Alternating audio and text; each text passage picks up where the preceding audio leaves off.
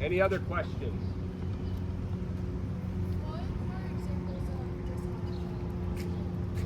So the question is, what are examples of dishonorable treatment of a flag? That would be anything where the flag is being worn as apparel, the flag is being draped across the ground, the flag is being flown upside down, loaded, not in time on the national flag. Any defacing of the flag would also be viewed as dishonorable treatment of the flag. And the list could go on. Basically anything you're doing with that flag, painting on it, tearing it, abusing it, these are all dishonorable treatment of the flag. Does that answer your question? Good. Next. Where do you get the flags? So the question is, where do we get the flags we retire? There's a number. Basically, any American Legion post, any VFW, any AMDES post in the United States takes in flags. There's a number of companies, private individuals that contact us right now and actually bring their flags into our post. We recently had an Eagle Scout do his project where he did build us a flag disposal box, but they don't have that mounted in front of our post yet, which is 374 on 3712 2nd Avenue. But you would just call us up until that box gets in use and schedule a time to drop that flag off. We are open every Friday from 4:30 to 9:30 for bingo, so they can also drop flag off then. Answer your question? Yes. Okay. Any other questions? How many flags do you typically dispose of in 1 year? So the question is, how many flags do we typically dispose of? We don't keep track, but it's a lot. What? We just got in 6 boxes of flags that probably had about 20, maybe 20 flags each in. I think from one company. Was it A&D? Mm-hmm. A&D Distributing. So yeah, we sometimes get them onesie Tuesday. Sometimes we get them en masse. But we can have a lot, and that's a very good question. Maybe we should start keeping track. And what we do though with those flags also is our historian here, Sean Gebhardt, had contacted Hamilton's Funeral Home, and what they will do, because they have a crematorium, we sort the flags out. We take the cotton flags, we take the cotton polyester blend flags, and they will burn those. The nylon ones we keep separate because that will ruin the crematorium, right? Because that just kind of melts into slag. Okay, somebody over here, I thought. Oh, right ahead, right ahead. Oh, right ahead. Whoa, I'm walking past somebody. Was she? Hold on, ladies, please.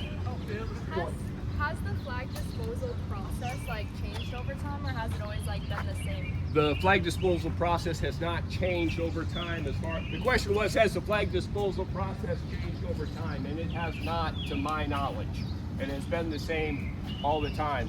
I think the only thing that maybe most people don't know is, while it is the preferred and the recommended method to dispose of the flag by burning, that's what you're supposed to do, it's also acceptable to have the flag folded into the triangle form and placed in an appropriate wooden box, and it can then be buried also. But that's only, if you're unable to burn the national colors. Did that answer your question? There were 2 over here. Can I get this one because you knew? Yes. Okay, so do you have to have a different ceremony for each individual flag?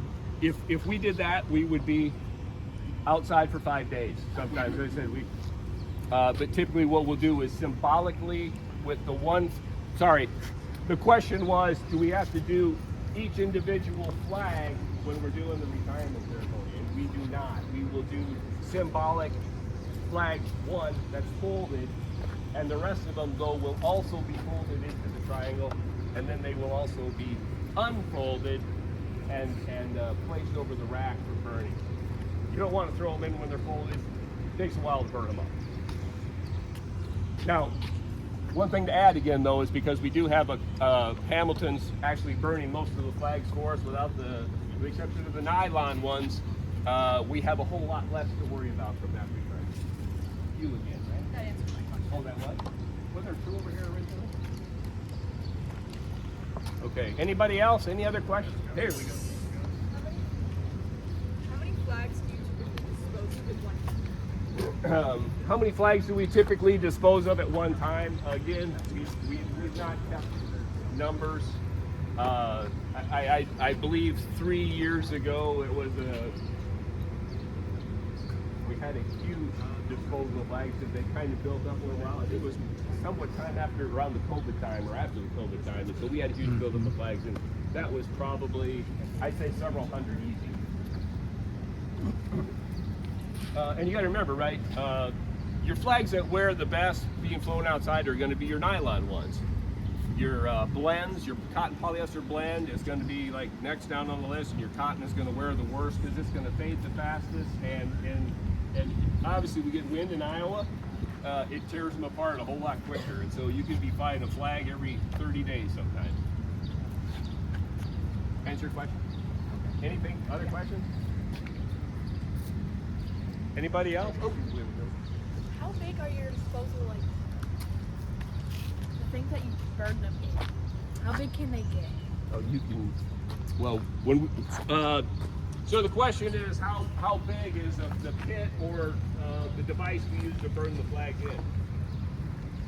Before we were just we were digging a hole and setting up a structure there to burn the flags into a pit.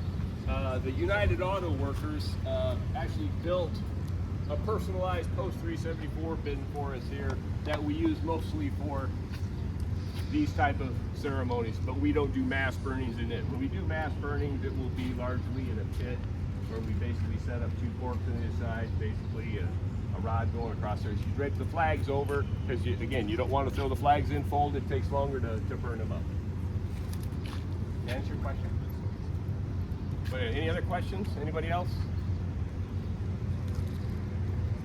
That looks like the end. Bev or anybody? Did you want to take over? Okay.